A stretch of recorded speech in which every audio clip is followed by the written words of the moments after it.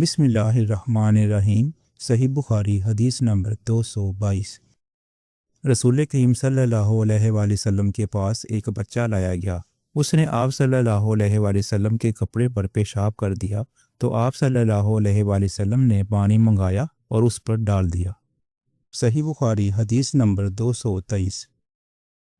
قیس بنت محسن نامی ایک خاتون رسول کریم صلی اللہ علیہ وآلہ وسلم کی خدمت اقدس میں اپنا چھوٹا بچہ لے کر آئیں جو کھانا نہیں کھاتا تھا، یعنی شیر خوار تھا۔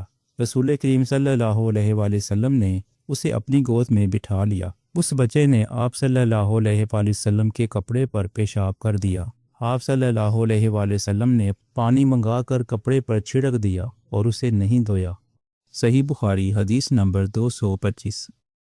حذیفہ رضی اللہ تعالیٰ عنہ کہتے ہیں کہ ایک مرتبہ میں اور رسول کریم صلی اللہ علیہ وآلہ وسلم جا رہے تھے کہ ایک قوم کی کوڑی پر جو ایک دیوار کے پیچھے تھی پہنچے تو آپ اس طرح کھڑے ہو گئے جس طرح ہم تم میں سے کوئی شخص کھڑا ہوتا ہے۔ پھر آپ نے پیشاب کیا اور میں ایک طرف ہٹ گیا۔ تب آپ نے مجھے اشارہ کیا تو میں آپ کے پاس پردے کی ورز سے آپ کی ایڑیوں کے قریب کھڑا ہو گیا یہاں تک کہ آپ پیشاب سے فارغ ہو گئے، یعنی وہ وقت ضرورت ایسا بھی کیا جا سکتا ہے۔